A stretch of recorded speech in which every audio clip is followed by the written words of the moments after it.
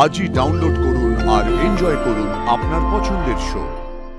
আজকের অনুষ্ঠানে আমি যাব, কিন্তু মার সাথে কথা না হওয়া পর্যন্ত আমি কোনোভাবেই মঞ্চে উঠব না। আজ আমার খুব গর্বের দিন রাজ। আজ আমার দুই ছেলে পুরস্কার পাচ্ছে, আর দেখো আয়ুষের জন্য ঈশানও কেমন বিজনেসে মন দিয়েছে। আয়ুষ আজ অব্দি আমার কোনো কথার খেলাপ করেনি, আর কোনদিন করবেও না। বলো, বলতে বলতে তারই ফোন। স্পিকারে দাও। কোথায় আছো তুমি? আমি কতক্ষণ ধরে তোমাকে ফোনে ট্রাই করে যাচ্ছি।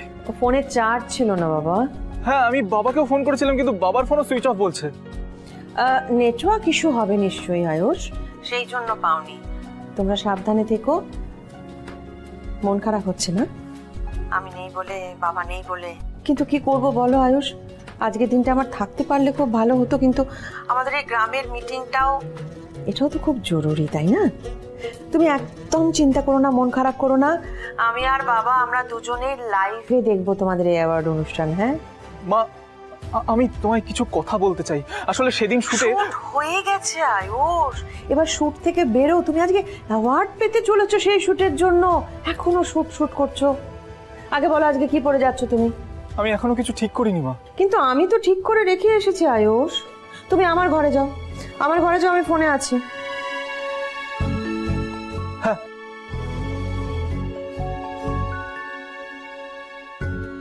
ভাইটা কোথায় যাচ্ছে? গেলে পৌঁছলে? হ্যাঁ মা। কিছু দেখতে পাচ্ছো?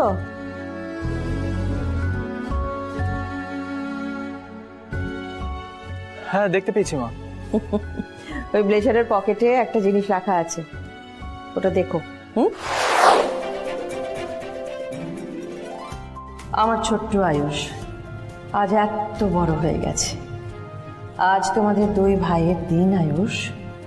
আজ আমি গর্ব করে বলতে পারি আমার দুই ছেলে আমাকে ছাড়াও সম্পূর্ণ।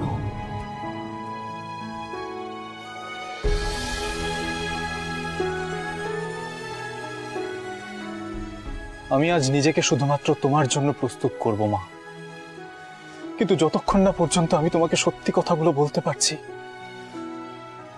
ততক্ষণ আমি নিজেকে এই পুরস্কারের যোগ্য হিসেবে মনে করছি না মা।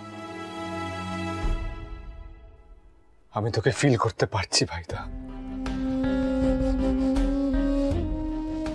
আমি নিজেকে কোনোদিনও ক্ষমা করতে পারবো না ঈশান। যেই কারণে আমার এই পুরস্কার পাওয়া, সেটা যতক্ষণ না পর্যন্ত আমি মাকে বলতে পারছি, ততক্ষণ আমি শান্তি পাচ্ছি না।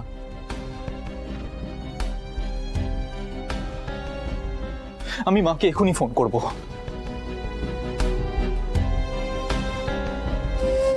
The number you are calling is either unreachable or switched off at the moment.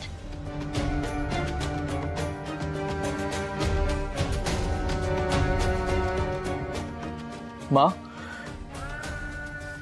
আমি আজ সন্ধ্যের অনুষ্ঠানে শুধুমাত্র তোমার জন্যই পুরস্কার নিতে যাচ্ছি,